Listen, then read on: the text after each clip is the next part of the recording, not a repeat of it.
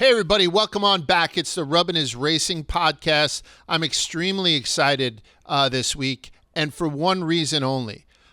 Quiggs isn't here. Quiggs said that he was traveling to Europe, but then I saw him at one of those, I think it was at Columbia University. He's in one of those tent cities protesting. I don't even know what he's protesting anymore. He's just so busy. He doesn't know either. And he's wearing the mask, which I know he likes to do when he goes to these protests. So no Quiggs this week. He's on a much-deserved vacation. So I will tell you, a little bittersweet because Spider is with me, but he's back in Chicago. Last week it was Spider and I together, and it just felt right. But as always, we have Manoli here in New York with me behind the ones and twos. And I'd like to say something. That we don't have a lot to talk about from the race. And I'm not a hater. I don't normally criticize these races or anything like that. But thank God there's so many secondary and tertiary things going on, including an impromptu boxing match, which fucking just gives me blood flow where I haven't had blood flow in years. Before we get to all that, we're going to get to all of that, I just want you to know that Rubbin is Racing is brought to you by this bad boy right here. Cabo Wabo Tequila. Cabo Wabo Tequila is so I think Spider's holding up the Blanco. I'm holding up the Añejo. The Blanco is my personal favorite. I don't absolutely. know about you, Large. Now, you know what? I do like the Blanco too, but I'll drink it all. You know that. It's the unquestionably Mexican tequila with an undeniably American attitude. It isn't just tequila. It's damn good. Thick cut. 100%. Blue Weber agave tequila. Cabo Wabo is the official tequila partner of NASCAR, and you can add a bold splash to race day watching with Cabo Wabo Tequila. And if you're headed down to Charlotte this weekend, come celebrate race day with us, because we're going to be down there, and with Cabo Wabo. Cabo Wabo wants to remind you to leave the driving to the professionals this week, so please enjoy the thick-cut, bold taste of Cabo Wabo Tequila responsibly. You got to grab your buds. Grab a bottle or two of Cabo Wabo Tequila for the boldest race day experience imaginable. You have to use it responsibly, though, and you have to be 21 years or older to purchase it. Cabo Wabo Tequila is our presenting sponsor, and we're glad to have them on board. All right, we usually start with headlines. Fuck them. We usually start with some DMs. Fuck them. Everything that people are talking about this week, Spider, and you stop me if I'm saying anything wrong, was the rain. The rain was a huge storyline about this. The tires were a huge storyline this week. Kyle Larson got blown like a porn star this week by just about everybody. And then the punch. I didn't even put in the fact that Joey Logano is off the schneid and maybe Ford is resurrected. Those were the four things that everyone was talking about.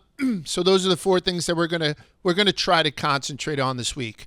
Before I get to that, Spider, give me your impressions of how the actual race went this week from a guy who watched it. Yeah, honestly, I hate to be critical, as you just said, Lars, but probably one of my least favorite races of the year. There was a lot of exciting storylines going into it, following the whole Kyle Larson narrative. But to me, I don't know, Logano kind of ruined it for me. To see him lead that dominantly for that long. What do you lead, like all but 199 199 of 200 laps, and the one lap that he didn't lead was actually a technicality because he entered pit road before Brad K, but Brad K's pit box was on the other side of the start-finish line. Yeah. So technically, Logano stopped before the start-finish line to pit. Brad K was marked as the leader of that lap, but it's just he essentially led for the whole race wire to wire. Yeah, it kind of felt like an F1 race in that fact where there wasn't much parity or lead changes within this race itself. And most of the storylines, as you alluded to, Large, came after the fact with Ricky Stenhouse, which ultimately, in my opinion, saved the race and made for another fantastic weekend, despite what ultimately was a little bit underwhelming racing. I love the fact that North Wilkesboro doesn't really have tunnels, so you have to wait for the race to be over to get out of there, which ultimately resulted in one of the most memeable NASCAR moments of the season, with Ricky Stenhouse waiting like this at Kyle Busch's car in street clothes after the race. Him and his dad getting involved is just incredible. So, yeah, I mean, to me, Ricky Stenhouse is my winner of this week. And even, Large, you said Joey Logano, is he off the schneid? I don't know. This is an exhibition race. I certainly wasn't expecting hands to be thrown, so we got more than we bargained for in that regard. But, Joey Logano still has some work to do. So it'll be interesting to see, but I do feel as though Ricky Stenhouse saved what was a pretty boring race, unfortunately. I don't think I'm putting words in your mouth when I say that collectively you and I are very happy for Joey. Like Absolutely. the last time Joey had won, he had come in, did a great interview with us. We're very close with Foley. How do you pronounce Mike his last Foley? name? Yeah, Mike Foley, one of the guys on Joey's team, has been great to us. They're always very hospitable and you know, I don't know what, generous with time or resources, whatever it may be. The 22 camp has always taken care of us, as much as the narrative at Barstool outside of this show has been just calling him Slowy Slogano. Joey's been great to us. So I don't mean to discredit what he did. Certainly a big accomplishment to lead pretty much the entire race wire to wire in dominating fashion like we saw. But unfortunately for Joey, it felt too much like I was watching Max Verstappen. So for that reason, I got to be a little bit critical. And he got ran over at the end. It's one of my favorite people of all time was Farrah Fawcett. I spilt more seed to Farrah Fawcett as a kid than Michael J. Fox in a garden, but I wasn't even aware that Farrah Fawcett was dead because she died on the same day as Michael Jackson. So Joey Logano unfortunately won a race on the same day that Michael Jackson died, so it got totally overshadowed by the punches that were being thrown over by the haulers. So let's get into it. Let's break the whole thing. You know, congratulations to the Logano team and all that kind of stuff. And we're gonna break that down in 1 second. But let's first talk about the rain. When they say that 4 inches fell in 2 hours, I don't know if people can listen. I've been known.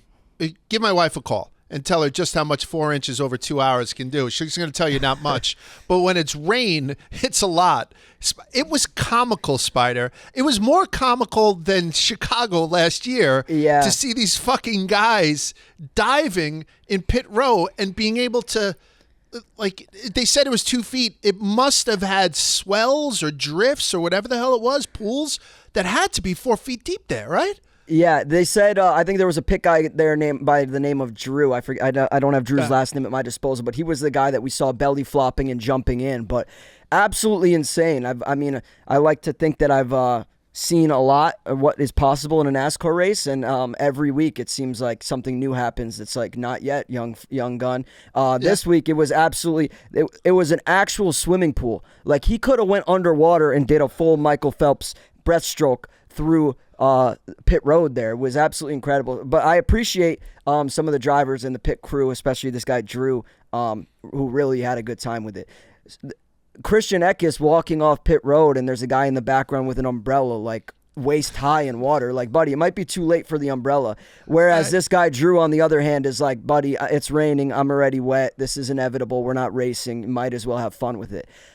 That being said, I have no idea what it looks like, what the process of drying a fire suit looks like. Like, those things are meant to prevent fire. I don't know how they react to water. That seems like something that would be miserable to wear once it's waterlogged. A lot of surface material in there to just get, super waterlogged and heavy from ankle-high waters at North Wilkesboro. But, yeah, fascinating. I've never seen anything like that. So that was equally as, a fun little add-in to the storyline of the weekend as well.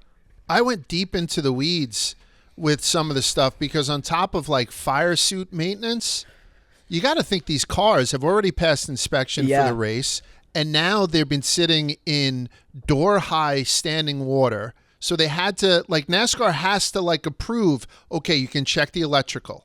Right? Because they don't want people all of a sudden going and, screwing with the roof racks, and they have to get inspected all over again because they want to be a little bit nimble once the sun does come out. So 800 tons of gravel brought outside. I think a huge percentage of the parking was wiped out, so they had to go to like a local college and then bus people in.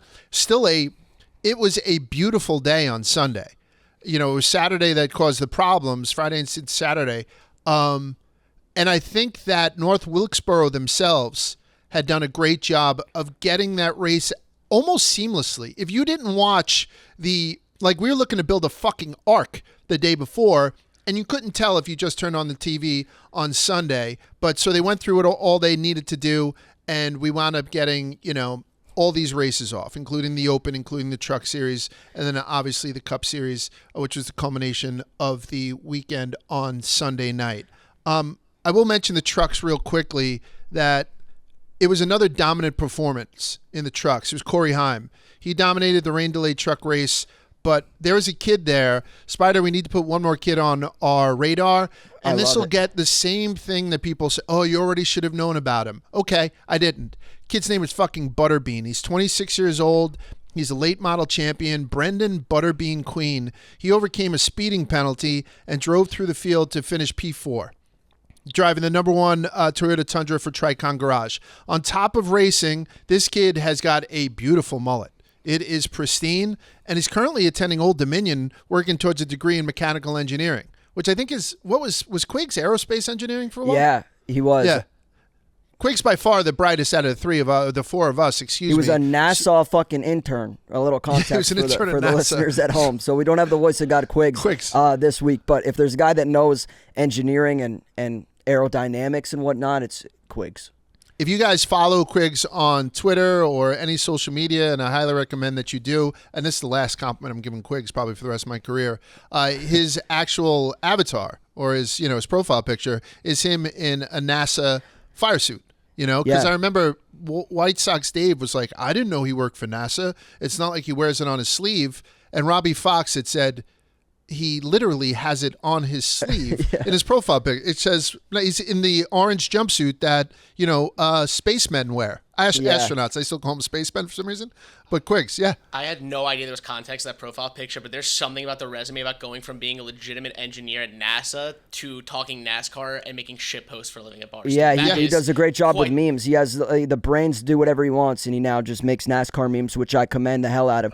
But I also think he had to choose. He was given an ultimatum, like, do you want to intern for Barstool or do you want to go back and work for NASA? And do you want to put a man in the universe, or do you want to make a meme that 1 million people will see? He chose Barstool, so next stop's the moon with Quiggs directing us every step of the way there. And if you guys ever watch the what the hell is it? Sports Advisors. Sports Advisors. Yeah, his memes are so fucking good. All the animations and stuff like that. And again, he's not a good person, right? We can all agree with that. He's not a good person. I think he's weird looking, right? Like I just don't find him attractive in any way personally, but Quiggs is very good professionally. So aside from his de-seating hairline, he's the only guy I know whose hairline goes down instead of back up. But Quiggs is a great instrumental piece of this pod. Unfortunately, we're without him this week. As Large said, he's protesting at Columbia, but he'll be back next week. And I mean, the other thing, Large, is the Dale Jr. interview last week, which if you haven't listened to, go check it out, was fantastic. I spent the last 7 days since that episode has dropped thinking about 100 more questions I should have asked Dale Jr., including his instrumental role in revitalizing North Wilkesboro Speedway and resulting in what we saw this weekend. So definitely go check that interview out if you haven't, and hopefully we can get Dale Jr. back on the show ASAP. He went for over an hour with us. Yeah, that's the other thing. I want to say real quick, thank you to Dale Jr. When we're sitting in that room Large is in now talking to him, it felt like 10 minutes. You could sit there and listen to Junior talk forever. And I think we might have took advantage of him a little bit, to be honest. But he didn't say a word. He was never like, hey, I got to get out of here. I'm on to the next stop. But that's who Dale Jr. is. He's the most gracious guy that there ever could be. So we're incredibly grateful to have him. I told Manoli afterwards, I was like, Manoli, if you need to cut that to get it down to like 20 minutes or something, like for a nice segment. He was like, Large, I think it was an hour and 13 minutes. Yeah. So drop it in 3 parts. Every word he said should be heard. Yeah. I think we could have I wish we knew beforehand. We easily could have done the entire show with him. Yeah. But the biggest takeaway, we need to get to the graveyard. He seemed fully down, and I know you absolutely took advantage of that offer. Yes. I reached out to the young lady who works with him, and I put the bug in her ear. I said, once things slow down, we would really love to get down there. Just myself, Spider, Manoli, no Quiggs, obviously. And then somebody had put the thing, why don't you do it in conjunction and maybe have a Frank's Walks through the graveyard? Okay, maybe. But either way, I just want to see the goddamn thing. So yeah. It sounded like we're going to be on quads and fucking dirt and side-by-sides from what Dale Jr. I don't want to give that up. I don't want to give that up so I can walk at a moderate pace around there. I'd rather be buzzing through on because I can fit on an ATV. A little brap would be ideal, in my opinion, Large. But whatever it looks like, that would be a great opportunity for us. And we stand by our appreciation for Dale Jr. All right, so Corey Heim, congratulations. Butterbean Queen, Open invite. Come on the show whenever the hell you want to, and best of luck to you. If you're still at Old D, it had it Old Dominion. It had it in his bio. Good luck at that and beyond. I love that he's learning to turn the wrenches too with mechanical engineering. Yeah. He's driving the cars, and it sounds like he'll be able to fix them too when he's graduated from Old Dominion, which I always appreciate. Maybe help cheat, right? Because that's all these guys want to do. Cheat. Wait, go. While we're on the rain, did you see Stuart Haas? What happened with them?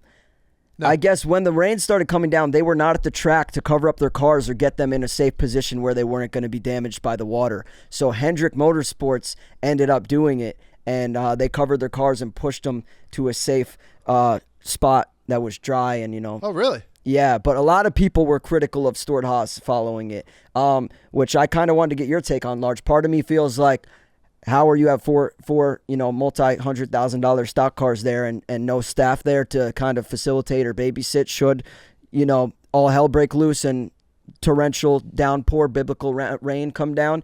There should be someone there. The other part of me is like, this NASCAR season is 36 weeks long. If you're a pit crew guy, you got to be at the track, not just Friday, Saturday, Sunday. Who's to say they're not there, for an extended period of time? Let these guys get a break when they can. So part of me feels like Stuart Haas should be a little bit exonerated. They had nothing going on when this was happening, so they should be kind of excused. But Large, where do you stand on all that? Do you feel like Stuart Haas should have been there, or do you think it's a bad look having another team take care of their cars in their absence, or do you understand their absence? So shout out to Hendrick for helping out, and it's not surprising. We've seen people lend people, pit crew members and stuff in a pinch and whatnot. But I will say one of the reasons why I'll give Stuart Haas a little bit of a pass is because they're still trying to decide if they're going to sell 2 or 4 charters. That's what's up front in their mind. So it's like maybe they're pricing out, because now they're saying if they sell these in a basket of 4, it really does remind me of taxi medallions and seats on the New York Stock Exchange. It's been almost 10 minutes, so I have to mention that I was on the stock exchange for a while. I'm contractually obligated. So it says now that if they would try to do what BJ McLeod did last year for $40 million, but sell a basket of 4 of them, that will probably bring the price down. Yeah. Right? Because there's not a lot of people out there who could pay $160 million up for this, so it may bring the price of these seats, medallions, charters down. And that's not good for NASCAR people who own these charters, because you're all like, thank you, BJ, for setting that chart. Like, it's BJ McLeod looks like Warren Buffett now. Yes. If he got $40 million for his charter last year, and as Moonhead has come on the show in the past and said, he got his bag, now he still gets to race and kind of do whatever he wants with his life. He's going to potentially get double what Stuart Haas is looking to sell a charter for, a year or so before. So BJ McLeod looks like Warren Buffett despite not appearing so at surface level. He's playing chess. He's playing chess and looking like he was about to step into a fucking octagon. BJ McLeod is terrifying when you meet him up close. Absolutely great guy. The best guy you'll ever find, but he has a menacing look to him. Yeah, I'll tell you what, Ricky Stenhouse not punching BJ McLeod. I can tell you that. Ricky's sneaky, way more jacked than I think a lot of people give him credit for. When he was standing there on hitting that meme on Kyle's fucking truck, he looked, and Kyle probably towers over him by 5-6 inches. Ricky was standing on business. He didn't waver at all. So a lot of respect for Ricky. And again, we're jumping into, I think I might call him Rocky Stenhouse now, right? Just because he's throwing haymakers. But we're going to get into that in one sec. Let's talk a little bit about, there was no Xfinity this week. So it was all about trucks and cup. But let's go to Kyle Larson. Kyle Larson qualified 5th for the Indy 500, in case you don't own a TV. And then he flew into the airport at North Wilkesboro, or wherever the closest airport is. I'm not familiar. Jumped on a chopper and choppered into actual North Wilkesboro. And it was all the rage. The guys who do the pre-show, Kevin Harvick and Boyer, and Chris Matthews, is that the gentleman, 3rd seat? Because Mike Joy doesn't come on until the actual show. They're all over it. And I'll tell you what, it shows you how old school North Wilkesboro is. Kyle Larson never spoke to Kevin Harvick. He's like, I tried to call him multiple times, but there is no cell service in North Wilkesboro, which also adds to the fact that we got to see the footage from Ricky Stenhouse was so terrible, right? There was no high def. You couldn't just airdrop any kind of big shit there. But Kyle Larson was the whole story. We mentioned it last week, what his schedule is this month, and it's Herculean. So he did qualify 5th. Then he comes to race at North Wilkesboro, essentially jumps into a car on a track that he's never been on before, because even though he won here last year, we had the repave, and he didn't get any kind of practice laps and certainly didn't qualify. So people had made a huge deal about that, and we'll talk about that a lot more in a second. But before the race started, we had the Open. Ty Gibbs won. Bubba came in second, so they made it into the All-Star race. And then the fan vote had come in. And the fans had voted in for the All-Star race Noah Gragson, and I think that's a very good continuation for Noah Gragson's story. Noah Gragson, whether or not you agree that he may have gotten, I don't know, he liked an inappropriate meme, as we all know, last year, and he got put through the fucking ringer for it. And he's back in, Stuart Haas in the 10 car when Eric Amarola had stepped away. And he's having a pretty good season. He had that point deduction for the penalty, but he's having a pretty good season. And then to be voted as the fan favorite or the fan pick for the All-Star race, I was very, very happy to see that and very, very happy for Noah. I was also happy to see Ty and Bubba get in there, even though they got booed mercilessly by the crowd. The intros were awesome because they all brought out their pit crew with them. Yep. I like that. Those guys got some shine. That was cool. A lot of the names that we know personally got to be shown to the full, fans, whereas usually it's just you and I getting to know them. But this week it felt like they kind of got a more exposure to the broadcast, which I think is a W. One or two racers let them go out first. So it was like, and driving the number 23 for 2311 is Bubba Wallace. And I think Bubba had his guys go out first, to really put some shine on them. So I thought that was very, very cool. And then they walked around. Everyone was throwing out hats, which you don't see at every race, hats and T-shirts. A couple guys that brought their kids, which is kind of cool. Like Tyler Reddick was there with Bo and whatnot. So it was a very good feeling around the whole thing. But how do you feel about that? How do you feel about Ty Gibbs getting booed, Bubba getting booed, Denny getting booed? I didn't hear much booing for anybody else, though. I got to be honest. I don't get it. Bubba Wallace, I don't understand the boos. It just seems like people hate him just to hate him. North Wilkesboro seems like one of the most pure NASCAR markets you'll find, with the history and the storied traditions that, occur there. So I like to think that fan demographic would be, NASCAR purist, very fully invested, people that understand NASCAR. And to me, if you're all of those things, you don't hate Bubba Wallace. Hating Bubba Wallace is just like the cheap, convenient NASCAR fan take. Like, be original for 10 seconds. Everyone hates Bubba Wallace. If you're going to hate Bubba Wallace, give me a real reason why you hate him. And I feel like a lot of the reasons for that these fans have are unjustified.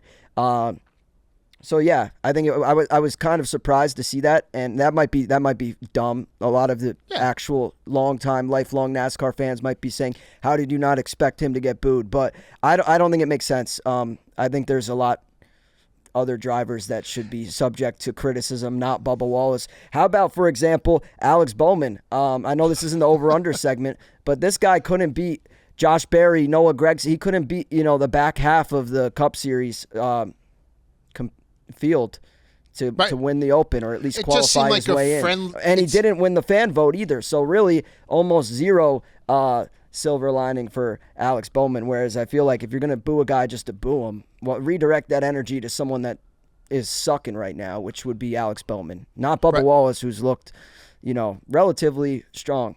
Yeah.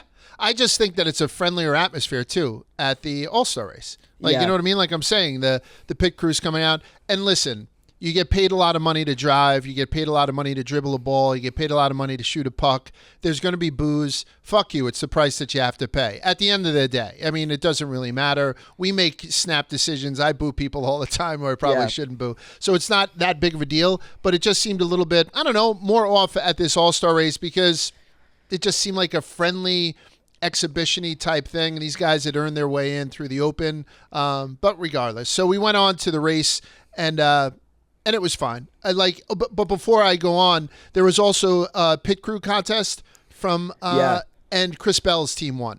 Back and to so back. Chris, yeah, and they got $100,000. So that's very, very cool. So Shout congratulations. out my guy Darrell Edwards on that team. I don't know his actual role, but been buddies with him on pit road for a while, so good to see him get some recognition. And like I said previously, I love the initiatives that these pit guys are getting a little shine, whether it be they're doing the NFL kind of like roster introductions where they pop up in the bottom corner of the screen and say their accomplishments, introduce themselves, etc., or it be a pit contest like we saw this weekend. But I love the initiatives. They carried out Ross Chastain on a sled like Xerxes in the 300, wearing a Busch Light crown and stuff like that. So that's what I mean. It just seemed like one of those silly, everybody's kind of happy-ish type moods in and around All-Star Weekend. Joey was on the pole, so there wasn't a point really where Joey Logano was in trouble at this race.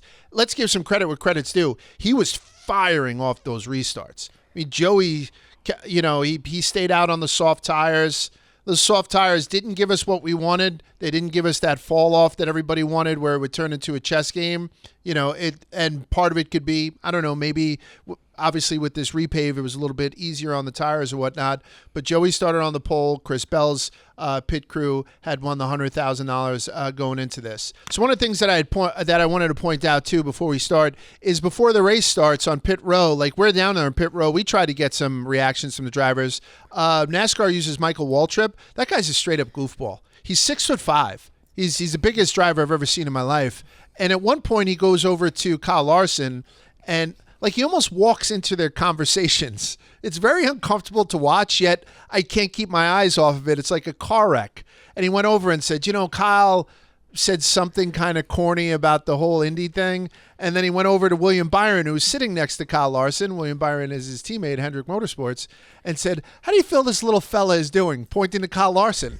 I don't know if you can call a guy a little fella. You know what I mean, Spider? Or I don't know. What's your impression on that? To me, there's two guys on pit road that can call other drivers little fella, and they're Carson Hocevar and they're Michael Waltrip, who I don't even still know how he ever fit in a stock car. But I think he does a great job. That's one of my favorite parts of the broadcast is pre-race as he runs down, and it's kind of like, yeah, you're right. It's not the most like journalistic investigative reporting, but it's fun. It's a great opportunity to get these drivers right before the race, which again is one of my favorite parts about NASCAR is you get the access to the interviews up until they drop the green flag. And also it's just like the little awkward kind of jokes that shine through the personality that Waltrip gets out of him, I think is great addition to the broadcast because you don't get to see that. You get to see these guys outside the car for a minute a race, depending on how long the race goes and how quick these networks are rushing to get off the air. You barely get post-race interviews or anything like that. So I'm personally a big fan, as awkward or as shitty as some of the interviews may be. I always like them. I mean, I hope he keeps going, and I hope he has the platform to do it. Like, he walks into, like, Chase Elliott was basically sitting on the hood of his car with his pit crew, and, like, Waltrip went over and, like, told a couple of dad jokes. Like, he was going over to a lunch table. And once he left, like, Chase Elliott's Jackman said, what the fuck was that? Like, you know what I mean? It's deliciously uncomfortable. It's also funny when they're sitting there like talking to their crew chief and they'll see Waltrip coming over and like the pit guys will slowly disperse and just leave their driver sitting fending for himself on their car. Yeah, leaves them to die. Yeah. One other thing I'm going to point out is that the national anthem was sung by Hannah Dasher. And love her. Yeah, so for people who Google Hannah Dasher. Manoli, put a photo of Hannah Dasher's hair up on the screen right now. It's fucking phenomenal. She's a modern day, I shouldn't say she's a modern day Dolly Parton because there is no other Dolly Parton. Dolly Parton is a fucking queen and we'll put a lot of respect on her name. But Hannah Dasher has that great sense of humor. She does have a very nice rack. She does have this big bouffant hairdo that she wears and she sings, she's got a beautiful voice, country western singer, or just country singer. I say country western still. So she sang the national anthem and she killed it. It was fantastic and I loved seeing her there. It was awesome. So Hannah Dasher, figure it out. The race starts, and right away we have some problems. Ricky Stenhouse went 3 wide in lap 1, and what I thought he did was ran Kyle Busch high, and Kyle had hit the fence, and in lap 2, Kyle put him into the wall and ended Ricky's day for all intents and purposes.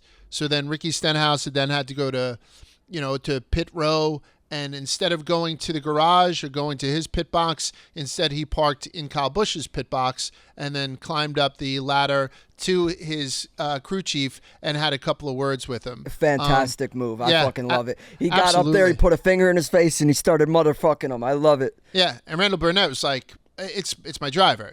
That's who you have to take it up to. Yeah. What I didn't know at the time was that North Wilkesboro doesn't have a tunnel. North Wilkesboro doesn't have a tunnel that leads from its infield to the stands and outside of the track. So Ricky, with his race ending on the second lap, had to then change into his street clothes after he was cleared by medical.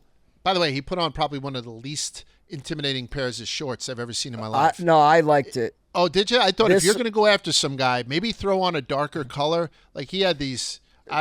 This to me looks like the dude like you experience road rage with, and then he steps out of the car and you're like, holy shit, this guy might be a little bit more like bit more than I bargained for type shit. Like Ricky, like I said, we typically see him in the fire suit. He's usually dripped out with 100 sponsors. He kind of looked menacing in board shorts and a tight t-shirt. Did you? You got that? I wouldn't want to fuck with him. If I saw that guy waiting to cause issues with me, I would not be. I would make sure I had that guy in the ozone fire suit who was throwing people off Kyle Busch's truck. That guy was a stud. The dude was a stud. Get the hell out of here. He was awesome. So it was a very weird beginning of the race, right? To say the least. And you didn't know what you were going to expect from the rest of the race. And then under that same caution, I think it was lap 7, everyone came in to change the soft tires. So it's very weird to see that happen as well. But it was that thing I'd highlighted it last week. You had your primary tires, these softer tires, and they were different colors, yellow and reds. And then you had rain tires if needed, and thank God they weren't needed. So some people had stayed out, including Logano, who wound up staying on soft tires for the whole race. And as we had said at the front, he had led 199 of the 200 laps and gets his second All-Star win. So congratulations to Joey Logano. His first All-Star win was in 2016. What I thought was extremely sweet, when I always love this, being a dad, and even people who aren't dads, I'm sure, appreciate this. His son had come out, and what a great little moment that is. Like to jump in your dad's arms after he wins it, knowing that your dad has been in a little bit of a rut. I know it's not a points race. I know all that kind of stuff, and the $1 million does certainly help. But on top of it, Joey's dad came out, Mr. Logano. And you can tell because they look a lot alike. So it was a really cool family moment, and it basically got cut short. Like, congratulations, Joey, or Ford's back, is Penske back, and hold on, we got to go to the pits. And that's when the melee had started. So congratulations to Joey Logano. Congratulations to his dad and his son. And by the way, where's the $1 million go? Can we ask? That's one of those things I was going to call up. That is a good question. Like, did he carve it off to some of the guys, or? Noah was very adamant about the fact that if he won, he was going straight to the bank, asking for $1 million cash, and then divvying it up amongst his pit guys. I'm interested to see what Joey Logano is doing with the money. I know probably $1 million for a guy like Joey Logano, who's had a fruitful, lengthy career, probably isn't too. I mean, it's not like you or I coming into $1 million large. But I would imagine he's probably more happy that he got the win rather than the $1 million. Yeah. So. Who knows? Maybe that goes to the Joey Logano Family Foundation. I know he's got a lot of initiatives with charity work and whatnot. Another reason to like Joey Logano. So I'm sure he'll do something responsible or respectable with his new giant $1 million jumbo check. I watched the race on a tape delay, as most people know. I watch it because it sometimes gets ruined during the week. As soon as the race was over, I was very close to these guys. I was only like 20 minutes behind. So I said, wow, who knew that race was going to be the most exciting part would be Ricky Stenhouse parking in Kyle Busch's pit box. I didn't know what was about to transpire afterwards. Like, so Quiggs is like, you haven't watched the whole thing yet. I was like, no, I just watched the ending. I watched the burnout. He's like, no, keep watching. So it's one of those things where just from a race perspective, and it's something that's Spider had, mentioned from the onset, it did have an F1 feel. Joey was out there in clean air. There was only 20 cars on the track, so we didn't have to go into a lot of lap traffic in that small little track. So it wasn't the best race to watch. There was some jockeying for position, particularly with Chris Bell and Denny Hamlin. There was some passing, particularly with like Kyle Larson or Bubba Wallace. So there was some passing in this thing. I know passing gets more difficult as you get to the front of the pack. I get all that kind of stuff. So there was some stuff to watch. But overall, it was a pretty boring race. I know Jeff Gluck puts out his poll every week. And this week, I think it was 34% liked it versus 66% not liking the race as much. Carson Hocevar had written in, as he does every week on Twitter, to Jeff Gluck and said, "Hey, Jeff, there was an ass-kicking on and off the racetrack. One was fun to watch, and the other was just okay, but hope for more. I'll let it up for debate, which I'm referring to my vote towards. Thanks, Carson." So he was talking about the ass-kicking that Joey had done, being okay to watch, but then the quote-unquote ass-kicking that Stenhouse had done that had blew up the world. So I think the best way to kind of break it down is to read the transcript of what actually happened. Spider, since I'm the older, the bigger, the more wise veteran, I'm going to play the part of Kyle Busch. You're going to play the part of Rocky Stenhouse. I love it. Start us off. What was that? You wrecked me. That's what Kyle said. You wrecked me. Where? Coming off of 2. You wrecked my ass off 2. You hit the fence yourself. I didn't touch you. Really? Go back and watch your replay. I didn't touch you once. Not once. We all hit each other. No. You hit the fence and then you hit me. I don't believe it, but if that's what happened. Go back and watch. And that's when Ricky threw the punch. So Bam. Ricky's out there in a T-shirt and a disgusting pair of board shorts, as I had mentioned earlier, that Spider kind of liked. He threw a punch. So I'm a boxing guy. So he throws the right hand, right? He throws the right hand. Doesn't connect cleanly because Kyle is so much taller and gave it a partial shoulder block a la Floyd Mayweather. Nobody blocked better. It was a defensive fighter with his shoulder more than Floyd Mayweather. But it certainly had caused this scrum where people had gone to both sides. All right, you're now on the ground. I'm going to say it again. Bullshit. Fire NASCAR security. They're too good at their job. I mean, they broke that up in 0.5 seconds, man. I wanted to see Kyle maybe throw a little rebuttal. Maybe Ricky's dad get something in there, get a little pleasantries, a response punch to Kyle Busch's, which looked like it landed on Ricky's dad. So, no, in all seriousness, NASCAR security does a great job in protecting the athletes, but I do but we want often more. Get annoyed at how quick the fights are broken up. Yeah. All right, so Ricky's on the ground now. Now he's watching his dad go after Kyle. Pick it up, Spider. You're now Ricky Stenhouse again. Dad, can you get my dad? I'm going to play Ricky Stenhouse Jr. after the scuffle's broken up, and he was clearly grabbing Kyle Busch.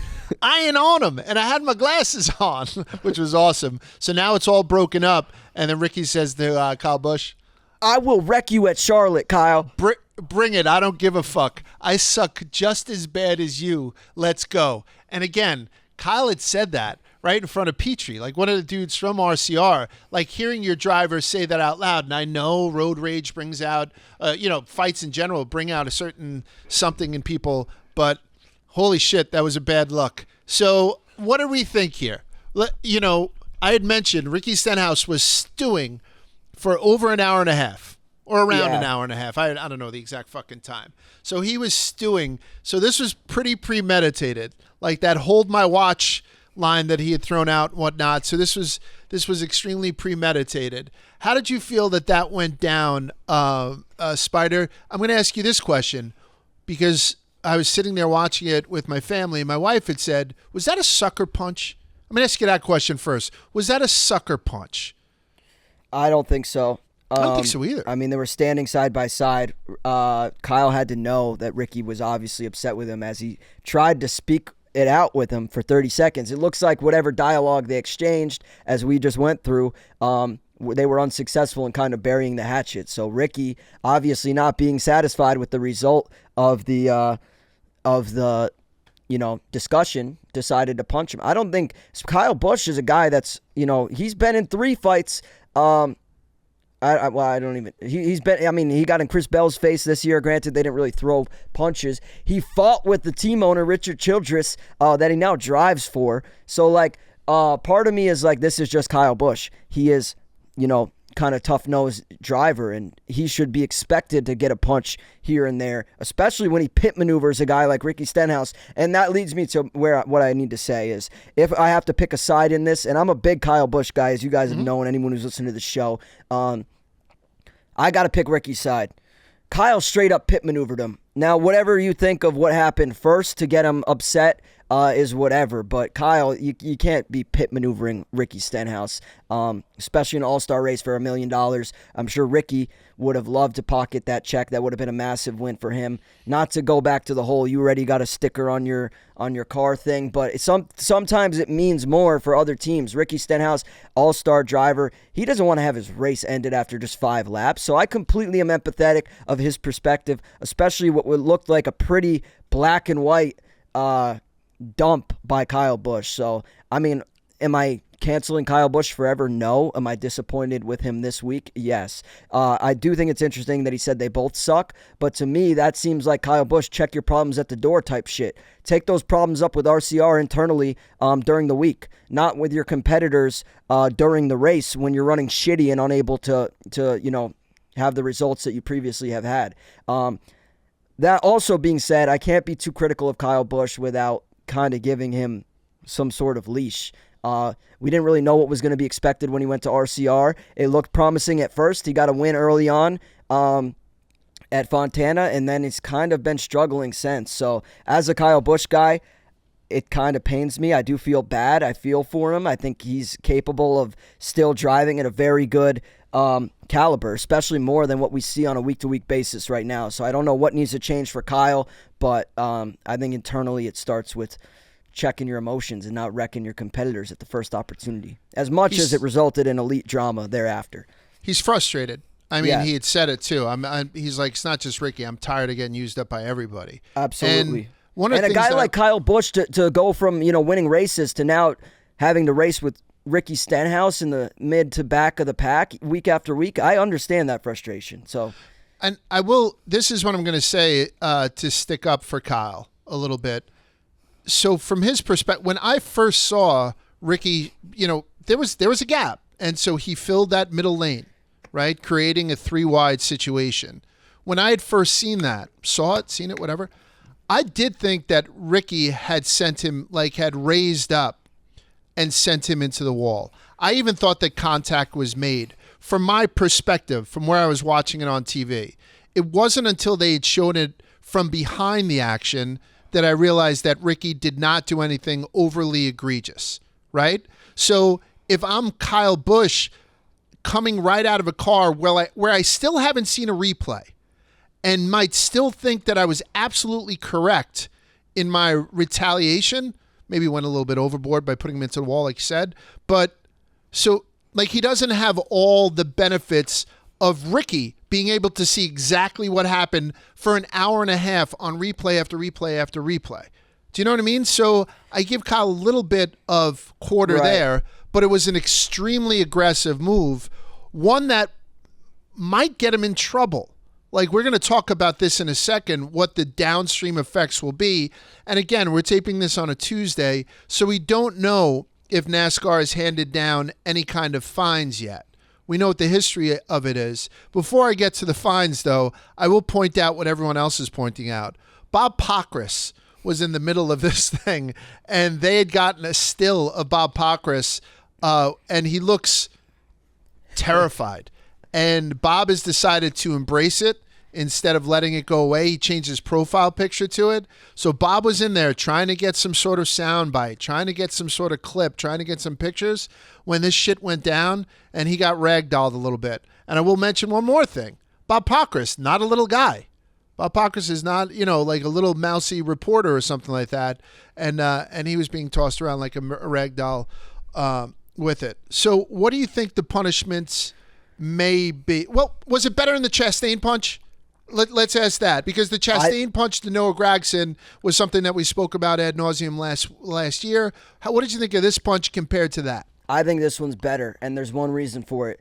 This one was kind of unexpected, whereas Chastain had been pissing off the entire field for a long time coming. That was kind of, I guess you can kind of say that Ricky Stenhouse has a history of, wrecking and causing incidents too. But this one felt more unpredictable, unexpected, especially for the fact that this was a non-points race, exhibition race, all-star race rather, where they're competing for $1 million. This would probably be one of the last places of the calendar year that I would have expected drama or hands to be thrown. So for that reason, I'm giving the edge to this year's fight at North Wilkesboro over the Chastain-Gragson feud last year. Large, would you agree with that? I'm going to break it down purely from a boxing perspective, and Please. Gragson landed a cleaner punch. Fair. And we had better footage. We actually heard that knock on Noah. We don't know what the retaliatory things would have been in either case, because you said NASCAR security came in, so all we got to see was Brad land a semi-clean punch on Ricky Stenhouse Sr., and I think that's where the trouble is going to bubble up. That's true. Yeah, I think a lot. Hear me out. I don't think Go. Ricky should be penalized. He was robbed of an opportunity to race in this race by Kyle Busch, in my humble opinion. Robbing him or suspending him of future race opportunities only makes this worse. If he is penalized, I think it should be a monetary fine, or he's forced to pay a fee or something like that. I don't think it should be points deducted or anything like that, or anything too substantial. I look at NASCAR social media, and understandably so, I'm not knocking them for doing this. They posted the fight, as everyone else did. Everyone else with a Twitter account did. Even like Big Cat and PFT, I appreciate, and it was great to see them paying attention to NASCAR because of this fight. But my point is, this clip was everywhere on Twitter, and if you're going to, kind of promote that or monetize that or share that with your followers, you can't turn around the next day and be like, hey, that's terrible, you never should have done that. So you kind of, I think that the penalty should be monetary, and I think that he shouldn't be punished too much, especially if we got great ratings and aftershock after that. Obviously no sports league wants their athletes to fight, but I think there's a massive silver lining in NASCAR that we took advantage of. So I think NASCAR wants its competitors to fight second only to hockey, right? I mean, I think it's one of those things where it's not ideal, but they can capitalize on it, and you put it perfectly. If they're going to profit off of it, NASCAR, by getting their clicks and getting their this and getting their, whatever, it's very hypocritical to then say, don't do that thing that we loved so much that we showed everybody. And NASCAR might say, well, what are we going to do? Let somebody else scoop it? I mean, it happened. Yeah. But either way, listen, NASCAR has a code of conduct that states, and I'll quote, a fine or suspension can be issued, not needs to be issued, for member-to-member confrontations with physical violence and other violent manifestations such as significant threats and or abuse and or endangerment. And we checked the boxes here because he said, I'll just wreck you at Charlotte after he punched him in the fucking face. So that's a threat, and that's a physical thing. But like Jimmy Spencer got suspended for one race and fined $25,000 way back in 2003 for punching Kurt Busch after a race at Michigan. But Ross and Noah got nothing. And Ross Chastain, not Noah because Noah didn't get to retaliate, or Austin Hill are among those who have thrown punches on pit road more recently and have not been penalized in the last couple of years.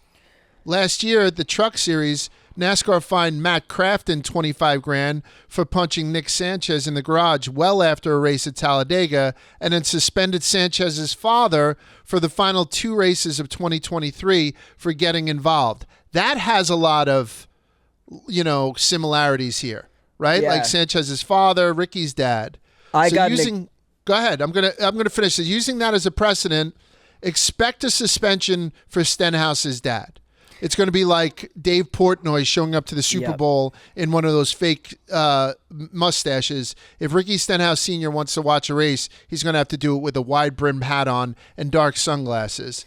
And that might be the only suspension, unless NASCAR determines like a crew member had not, had overstepped their bounds, because it's a slippery slope with them. But go ahead.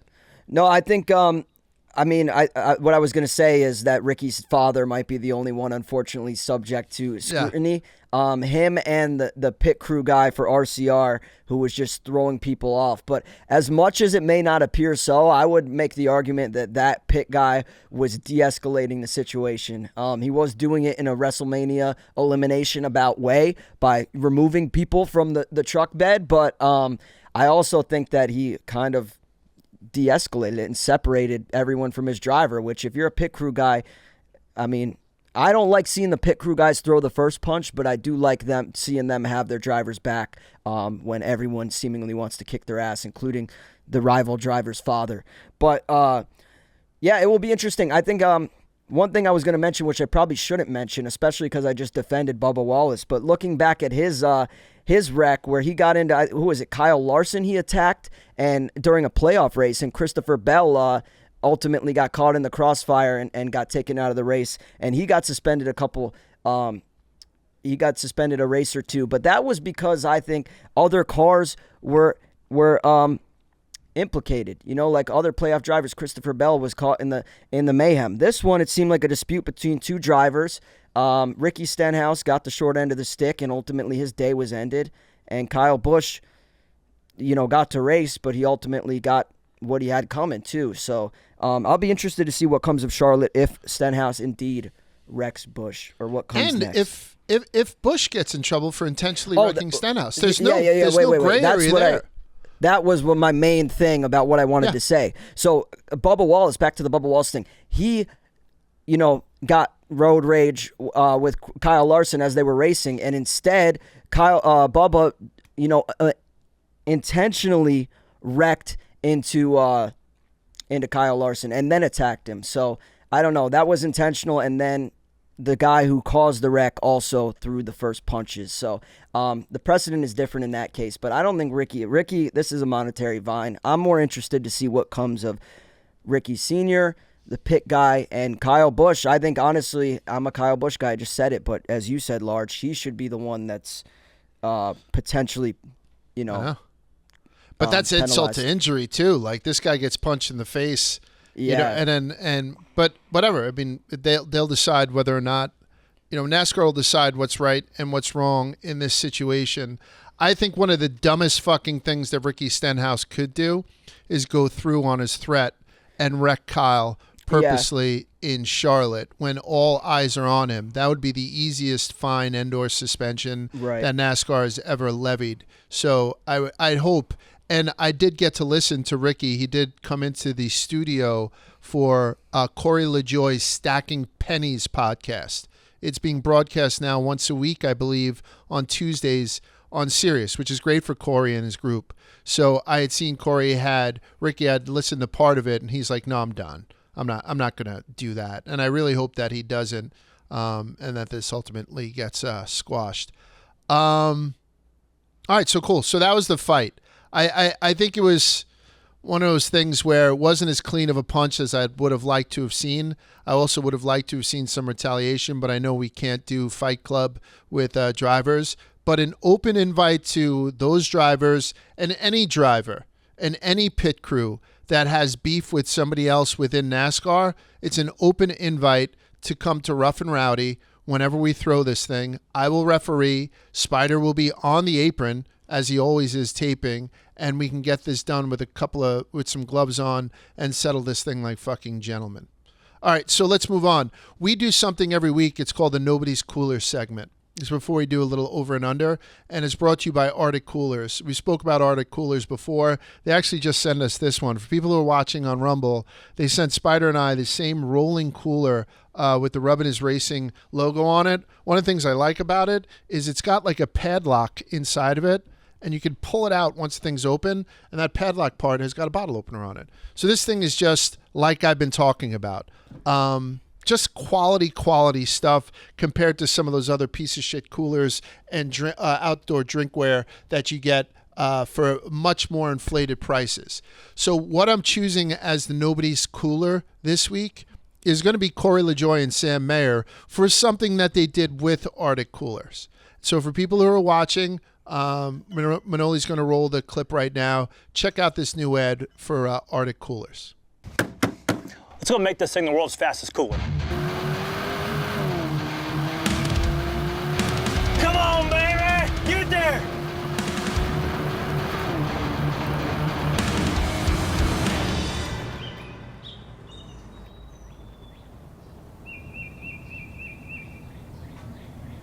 All right, guys, Corey LaJoy with Sam Mayer here, and we need speed. That's why we came to the drag strip. We've got a 23 Chevy Camaro here. Surely this thing can do some damage to this Arctic cooler. I don't know if it's possible. What's the specimen, you ask? It's a 52-quart ultralight cooler, and we're gonna see if this thing passes the test. I think we can get it up to 100 mile an hour. It looks great, it really does. Bolts-in hubs. I think we need a top fuel dragster to actually put this thing to the test, but we don't have one of those. Yeah, I know. I hear some I hear some shit. We have this rig-a-majig with a camera, couple GoPros on the inside. I'm tired of talking about it. Let's just go see this thing's got. Let's do it. Let's do it.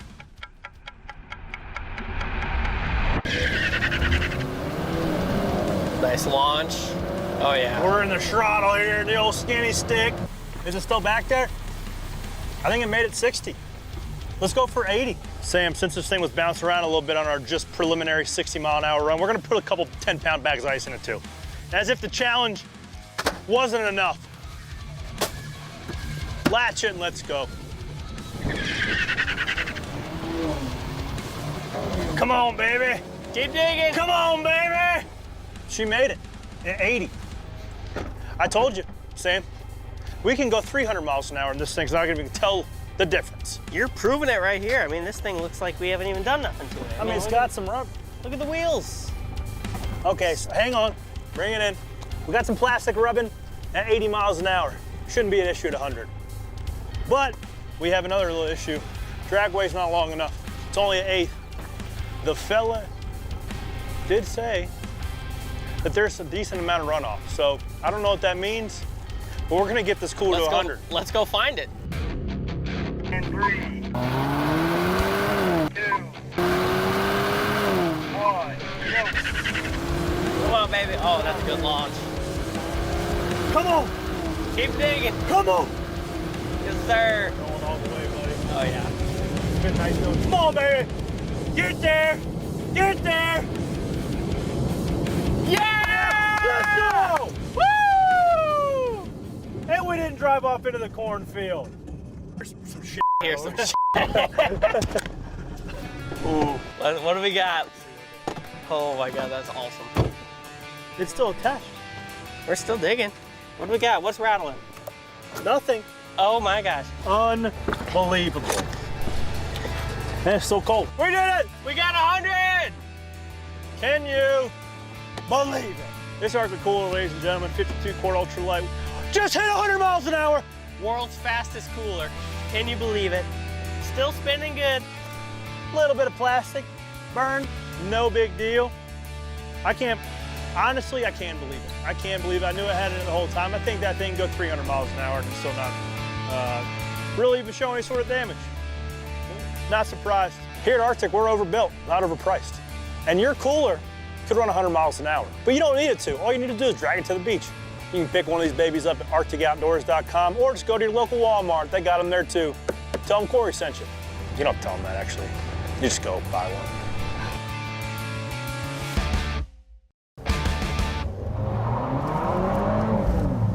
Oh, she gripped up. Yes, sir. Keep digging, bud. Keep digging. There we go. Joey's gonna be shit, isn't Dude.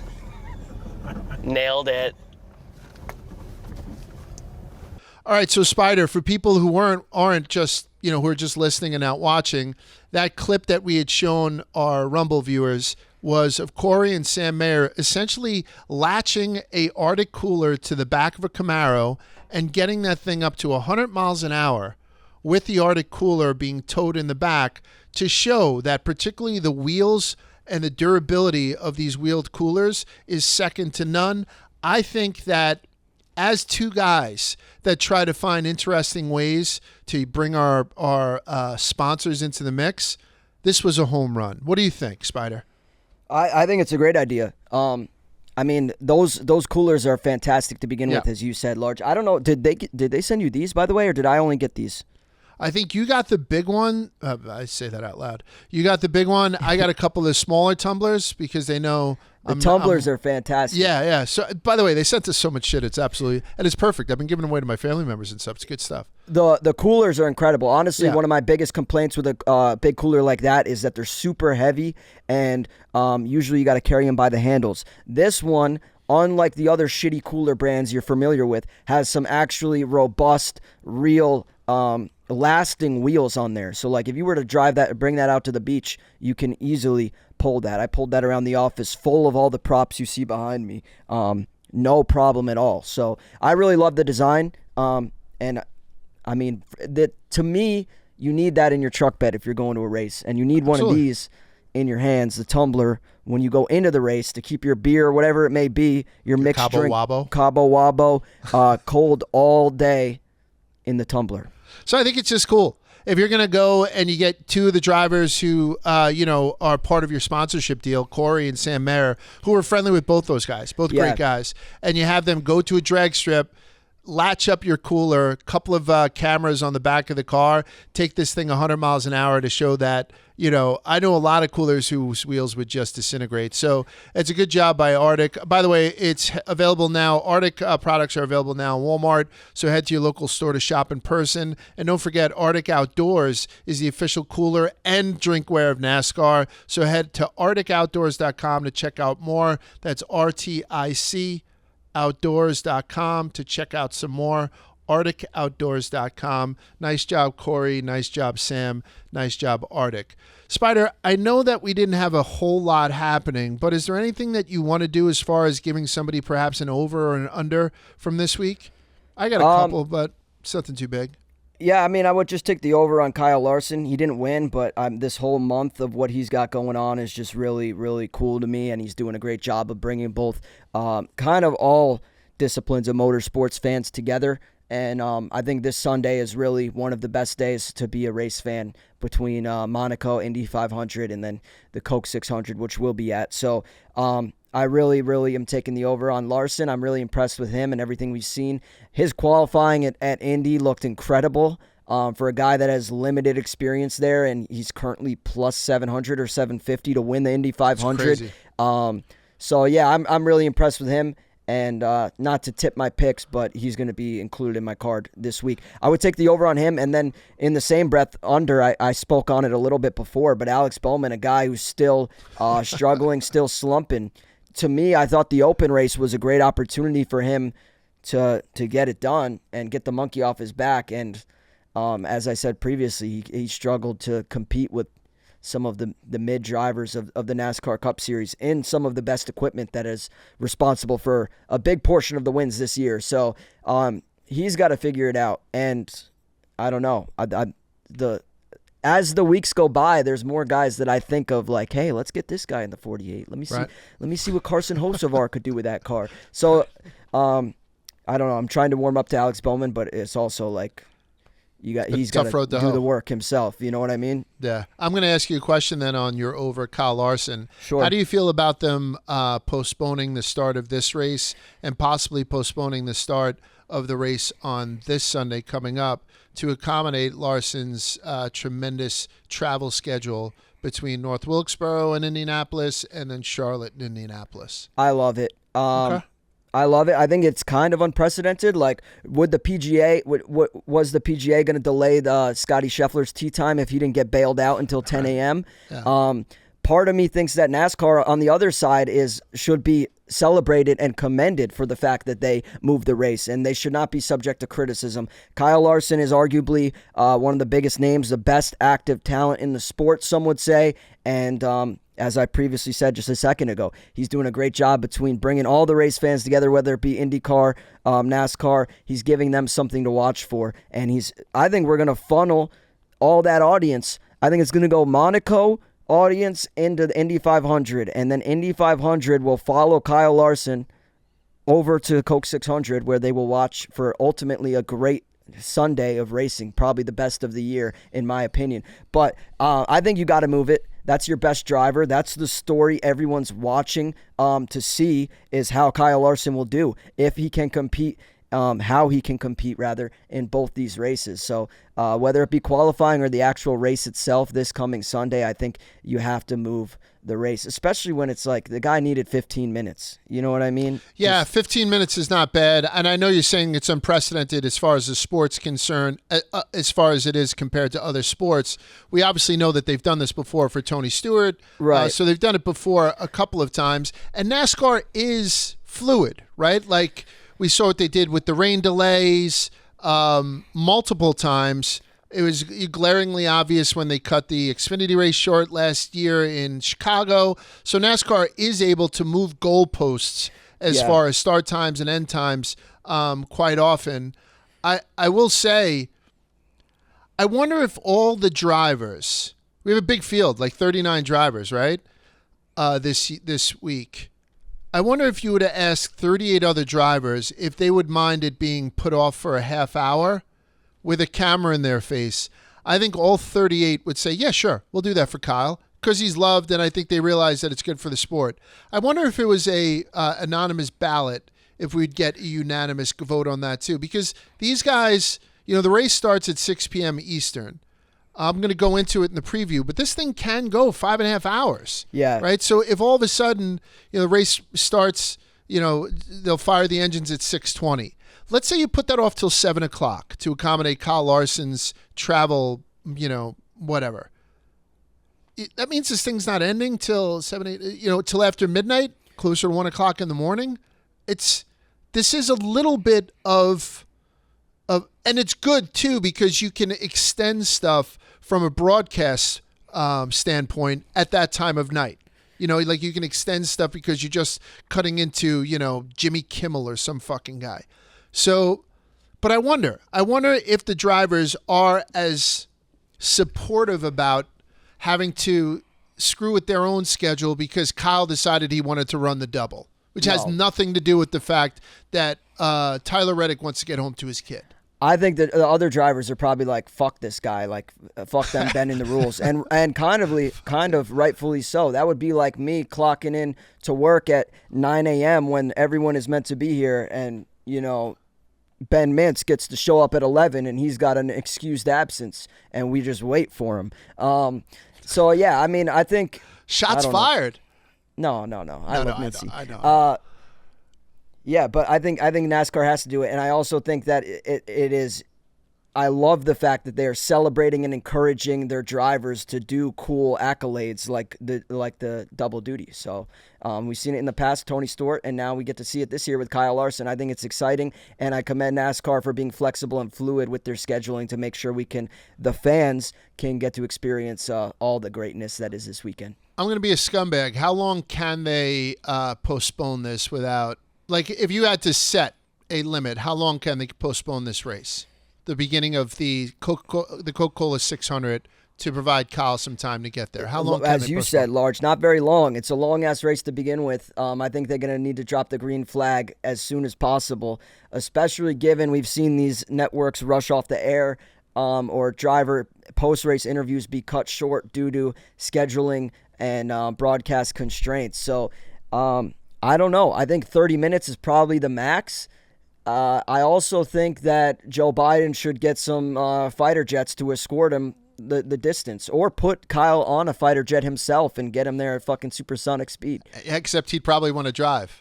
Like, that's the whole thing, because the guy's out of his fucking mind. I think he flipped on like a dirt race last week or something. He wound up on his hood. Yeah, so someone on Twitter pointed out that Kyle Larson went from his Indy 500 fire suit. He entered the helicopter in the Indy 500 fire suit and then changed when he got out of the chopper in North Carolina. He was wearing the NASCAR Cup Series fire suit. So someone was like, someone tweeted, did Jeff Gordon like see Kyle Larson's? Oh man. But yeah, to be a fly on the wall on that chopper would be incredible. He said he had like a burrito bowl on the jet. And then, you know, switched out to the fire suit. Yeah, Jeff Gordon probably got to see his piece. Good for him. The jet to the chopper. Yeah. So Kyle Larson's living large. He really is. But, you know, it just brings up all those other questions. Like, we've seen guys who have rushed to the track or left their families early after they had babies to get to the track. Like, to me, that's also kind of important, but they would never stop a race or postpone a race for that. But this is huge for the sport, so I can understand it. 30 minutes is probably as far as I could go. But if you use that old argument, well, Large, what if it's 32 minutes? I'd be like, okay, 32. What if it's 34? You know, how close? All right, 40 is my top. You know if what I the mean? race What if it's is delayed, 41? Yeah. I want live tracking updates. Yes. Like, I want Bob Pockris to come into the studio and be like, as you can see, Kyle Larson's bird is currently above Ohio and it's traveling 400 knots. Yeah. I would love it. Like, and he's running into a low pressure system right here. So Pockris is like, so they had to move from Cincinnati out, and then, you know, like There's a little bit of weather over Cincinnati. Yeah. By the way, I said I had no headlines. I'm being told right now in my ear, Bob Pockris has secured a neck brace and he's retained an attorney. So this shit's about to get I just made that up. I heard a headline that Donald Trump is planning on attending the Coke 600. Yes, he is, which is also a travel nightmare. We were in Daytona when Trump showed up, and it was whatever. It was something else. I mean, I know that, you know, Moonet's very excited about it. Yeah. It's going to be fucking As am perfect. I. Fuck the people that are critical of that. Former, current, sitting president wants to come to your race. Let him come. I don't know. I think. Oh, no, absolutely. Yeah, supportive of it. Yeah. And especially NASCAR. I mean, which has got, there'll be 30,000 Let's Go Brandon t-shirts there, which is fantastic.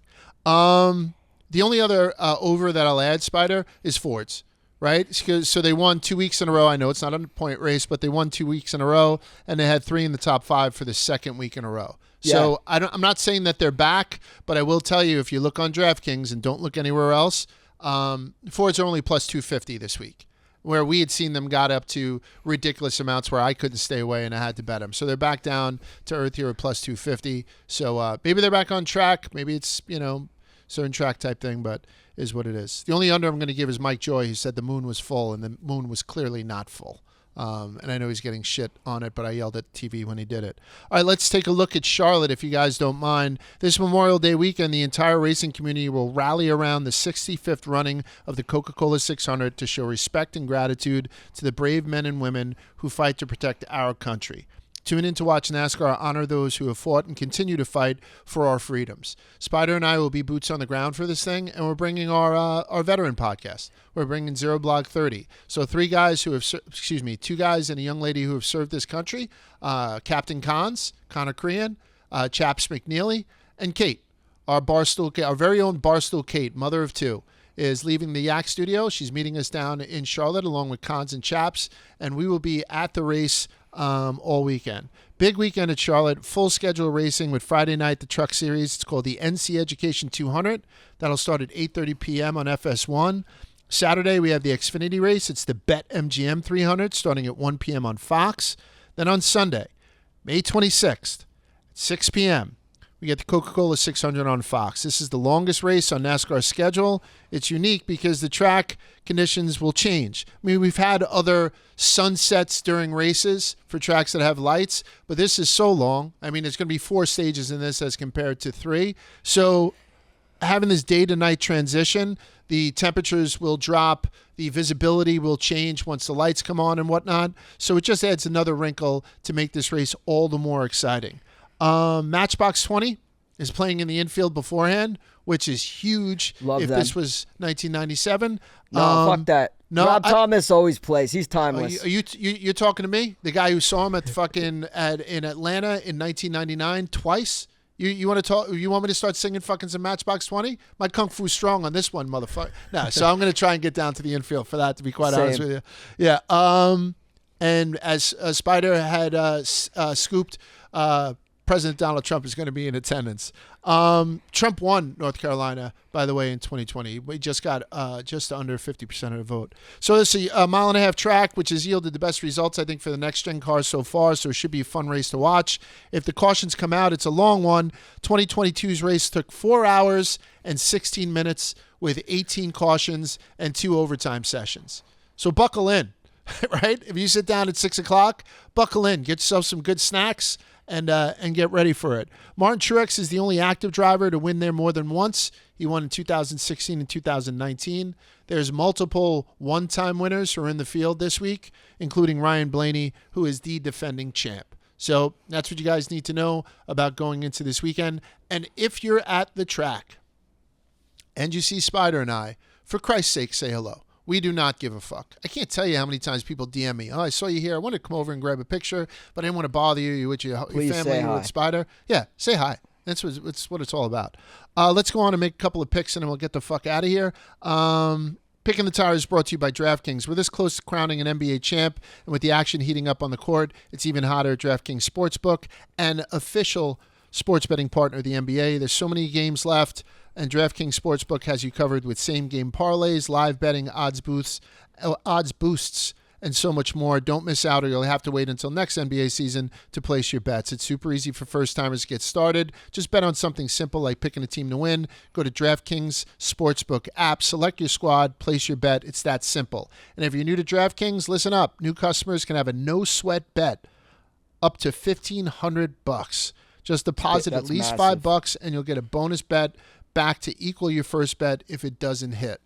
Pretty big deal. So download the DraftKings Sportsbook app now.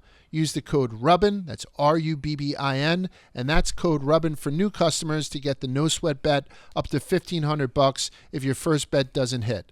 Only on DraftKings. Check the website for all the information on this $1,500 no sweat bet.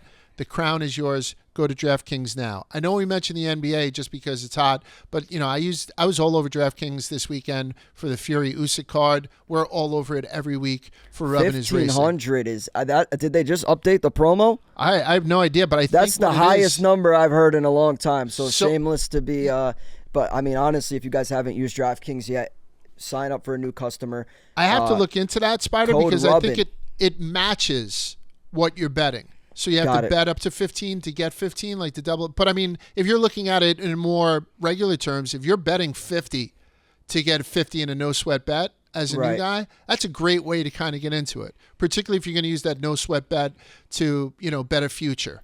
I think that's the way to go because you had taught me that. I think it's one of the smarter things that we have done. All right. So how do you feel about this week? Do you have any kind of feelings? Yeah, I'm super excited, as I keep saying. This Sunday is always one of my favorite Sundays of the year with the Monaco GP, Indy 500, and then the Coke 600. I'm going to start with picks in Monaco and IndyCar. I'm going to give you a parlay. Max Verstappen, minus 200, parlayed with Kyle Larson, plus 700. Both of them to win the respective race, Max the Monaco and Larson Indy 500. 11-1. So I'm going to take that. I'm probably going to take Larson to win the Indy 500 at plus 700 independently too, because I've been burned by Max Verstappen in Miami when I parlayed him with my NASCAR plays. I learned the hard way.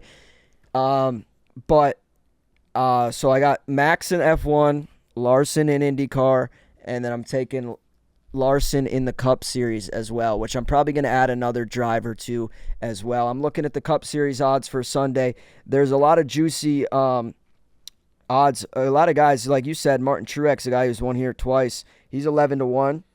Brad Kay's 12-1. He's been hot and seemed to have found momentum as of recently. And then Blaney and Byron are both 10-1. So I'm probably going to add one of those guys to my card. But for the time being, my main pick for Sunday is going to be, for Sunday's Cup race, that is going to be Larson plus 450. And I wish I could parlay Larson to win the Cup Series and the Indy 500, but for whatever reason at the moment, it's saying that I cannot. So I'm going to keep trying, but check it out. I like Larson, and I like also in the Indy 500. Yeah, I have one other pick. It's Santino Ferrucci, 18-1. He's a Paisan Italian Connecticut-born driver. Whoa. As am I. So as is Joey I'll be rooting Logano for him.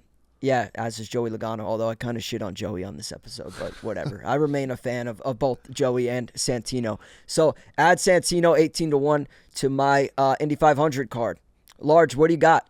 I'm taking Tyler. I'm taking Tyler Reddick. I like him this week. Yeah, so I'm going to go Tyler Reddick at plus 800 to win. That's the only race winner that I'm going to call right now. I also have just been consistently impressed with Ty Gibbs, so I'm going to take Ty Gibbs with a top 3. Ty Gibbs with a top 3, I'm still getting plus 400, and I think that's not bad odds. Outside of that, I had gone to some of these driver props that you can get on DraftKings.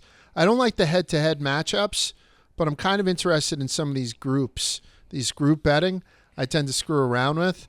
The first one is one that I don't want to touch, and I certainly won't want to touch with you because I know you're picking Larson out of that Group A, and I would probably pick Tyler Reddick. But some of these other groups are pretty interesting, including the Group C, which is Christopher Bell, Chris Buescher, Ty Gibbs, and Ross Chastain. I look at that. I think that's such an interesting group for those guys to be paired with.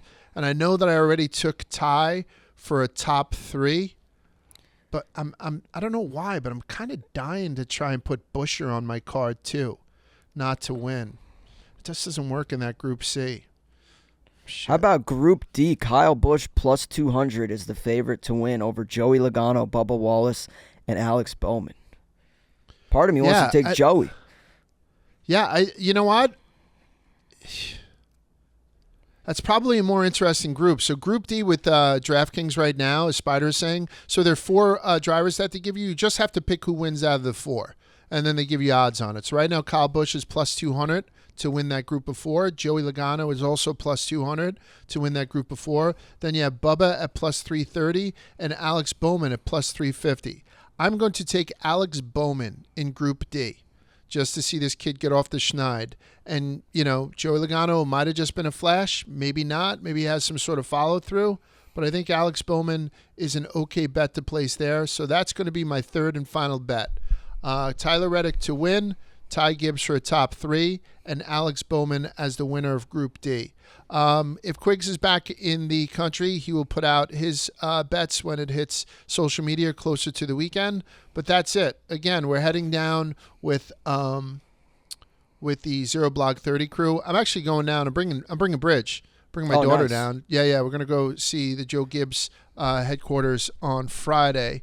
So it's gonna be a big thing. If you see Spider or I, wave us down. We'll be more than happy to accept some free beers and to take pictures and kiss babies. That's it for this week's Rubbin is Racing. Thank you, Cabo Wabo. Thank you, Arctic. Thank you, 3G. And most of all, thank you, NASCAR, for the continued support.